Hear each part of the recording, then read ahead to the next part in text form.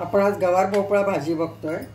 सोपी आहे, थोडेसे जिन्नस जास्त लागतात पण एकदम चविष्ट होते। तर त्याच्यासाठी आपण 2 टेबलस्पून तेल घालणार आहे। तर त्याच्यात आपण थोडीशी मोहरी आणि गवारीला नेहमी ओव्याची फोडणी द्यावी। तर गवार थोडा पचायला वातुळ असतं आणि ते पचायला थोडंसं सोपं जातं। थोडीशी आपण ओवा घातलेला आहे, हिंग, फोडणीतच आपण थोडीशी हळद घालतोय। त्यात आपण गवार स्वच्छ निवडून धुवून घेतलेली आहे, ती 200 ग्रॅम आहे। तर आपण त्यात फोडणी घालूया।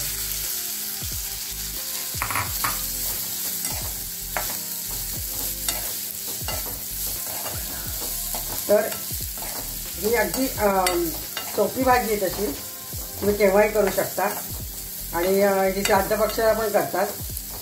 तर आपण हे आता गवार शिजायला एक 10 मिनिटं ठेवून देऊया। तर याच्यात आपण या झाकणीमध्ये पाणी होते, म्हणजे त्याच्या वाफेचं पाणी पडून ते शिजत राहते। 10 मिनिटानंतर आपण त्यात भोपळा घालणार आहे। तर आपण हे आता गवार तब्येतीला खूप चांगली असते, भरपूर फायबर असतं। तर त्याच्यातलं गवार गम आजकाल एक्सपोर्ट पण करतात, त्याचा चांगला उपयोग होतो। तर गवार गममुळे म्हणतात की आपला ब्लड शुगर पण कमी होतं। तर गवार ही तब्येतीला अतिशय उत्तम आहे। तर त्याच्यात आपण भोपळा घालून आणखीन त्याची पौष्टिकता वाढवतोय। तर तुम्ही बघा, माझ्या चॅनलला सबस्क्राईब करा आणि शेवटपर्यंत व्हिडिओ बघा, इंटरेस्टिंग आहे, तुम्हाला आवडेलच। लाईक करा आणि शेअर करा। 5 मिनिटं झालेली, आपण थोडं परतूया। झाकणात ठेवलेले गरम पाणी आपण याच्यात घालूया, शिजायला मदत होईल।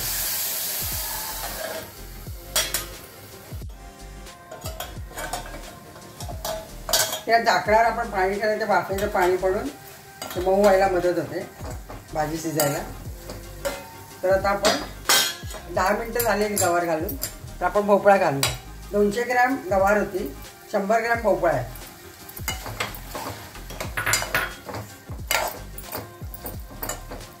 तर आता भोपळ्याबरोबर आपण, लाल भोपळ्याबरोबर आपण थोडंसं अर्धा चमचा मीठ घालू, तुम्ही चवीनुसार घालू शकता। अर्धा चमचा धणे जिरे पूड आहे, चमचावर काळा मसाला आहे, अर्धा चमचा लाल तिखट। आपण सगळं व्यवस्थित मिक्स करूया।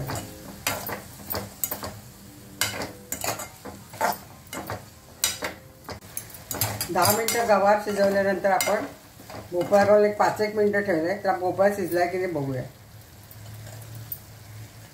अजून शिजल्याने अजून एक 5 मिनिटं ठेवायला लागेल। गवार एक 10 मिनिटं शिजवून घेतल्यानंतर आपण लाल भोपळा घातलाय, तो पण 10 मिनिटं आपल्याला शिजवायला लागला। तर आता भोपळा शिजलेला आहे आणि गवार पण शिजलेली आहे। तर आता या स्टेजला आपण थोडासा आपण चवीपुरतं गूळ घालतोय। गवार थोडी तुरट असते, तर त्याचे चव बॅलन्स करायला आपण थोडासा गूळ घातलाय, 1 चमचाभर, टीस्पून। थोडासा दाण्याचा कूट घालतोय, 2 चमचे आपण।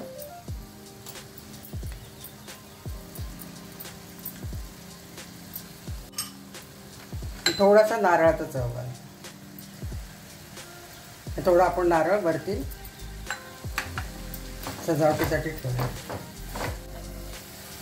आधी गूळ घातला तर भाजी शिजत नाही, पण आपण शेवटी गूळ घातलेला आहे। आपली भाजी झालेली आहे। तुम्हाला जर रस्सेदार आवडत असेल तर अजून थोडे पाणी घालू शकता। थोडीशी आपण कोथिंबीर घालतोय। ही भाजी आपली झालेली आहे। ही पोळीबरोबर, भाकरीबरोबर, वरण भाताबरोबर मस्त लागते। तर आपण भाजी आता सर्विंग बाउलमध्ये काढून घेऊ।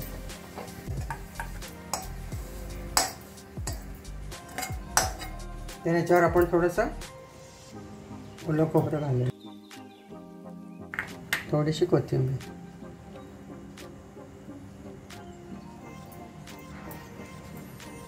अशी आपली चविष्ट, स्वादिष्ट गवारीची भाजी तयार आहे. तर तुम्ही भाकरीबरोबर, पोळीबरोबर, वरण भाताबरोबर सर्व करू शकता. तर तुम्ही करून बघा, तुम्हाला आवडेलच. आवडलं तर लाईक करा, शेअर करा आणि माझ्या चॅनलला सबस्क्राईब करा. ह्याची डिटेल रेसिपी हवी असेल इंग्लिशमध्ये तर ती कुकपॅडच्या लिंकमध्ये दिलेली आहे, ती बघा.